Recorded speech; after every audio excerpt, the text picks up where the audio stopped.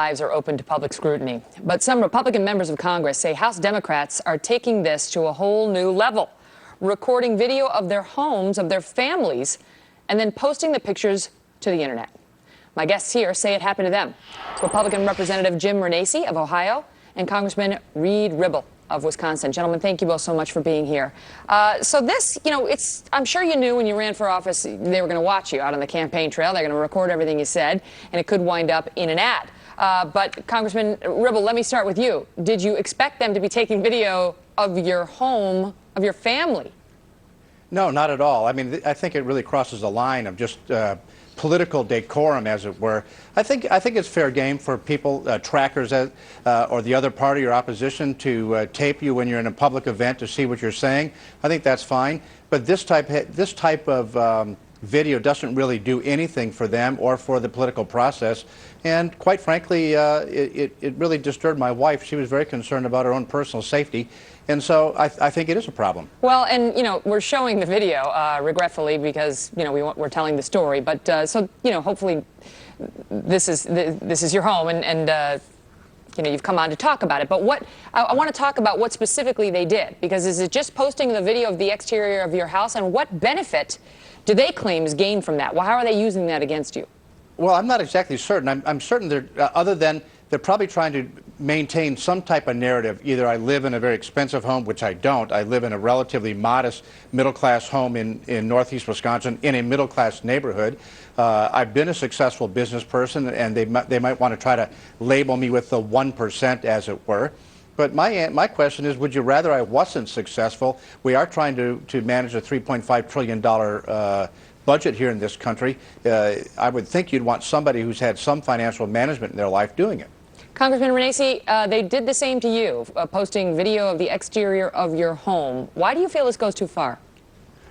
Well, again, Megyn, this is a Republican district. It's two incumbents. It's an incumbent Democrat, Betty Sutton, one of the most liberal politicians in America. And I'm sure when she doesn't have a record to run on after 6 years, they are filming my house, and they filmed some of my businesses. It's amazing that they would stoop this low. But again, I think when they don't have a record to run on, these are the tactics they take. This is all based on an article that came out in Politico, in part. This is based on, and the Politico reports that Democrats insist these videos are fair game and are unapologetic about these hardball tactics. They cite a guy named Jesse Ferguson, who's the Democratic Congressional Campaign Committee spokesman, who said, look, House Republicans have spent this entire Congress trying to hide that you're protecting benefits for millionaires and perks for yourselves instead of protecting the middle class, and we won't let them keep it secret any longer. Congressman Renacci, your thoughts on that?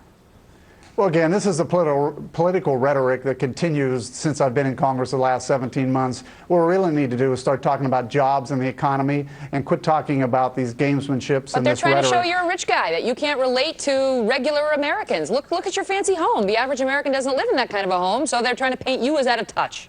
Well, Megyn, what they should do is go film the home I grew up in. I came from a middle-class, union, Democrat, blue-collar family. It was a 4-room home. I would hope they would show that and show that anywhere in America there's opportunity. And I stress that all the time. And it's great that I think anyone in America can have that opportunity. But as Congressman Ribble said, we're talking about some big numbers. I would hope that they would want people there that have balanced budgets, made payrolls, understand what it is to have to live within the rules that Congress makes, and that's what I do. Congressman Reed, do you worry at all about safety? You say your wife is creeped out by this, but, in an age where we saw, Gabrielle Giffords shot down publicly, the step closer to our lawmakers and, outing their homes, their addresses, their families, does it give you any pause as a public figure?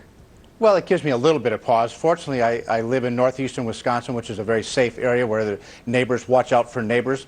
But I can tell you that I don't think this type of strategy works. The idea of using fear and intimidation is not going to be effective. If they should have learned one thing about the Governor Walker recall in the state of Wisconsin, that this type of politics doesn't work. And it was soundly rejected just a few weeks ago, and it'll be rejected again. Yeah.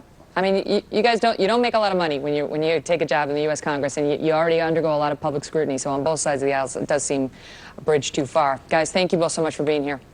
Thanks, Megyn. Thank you. We'll come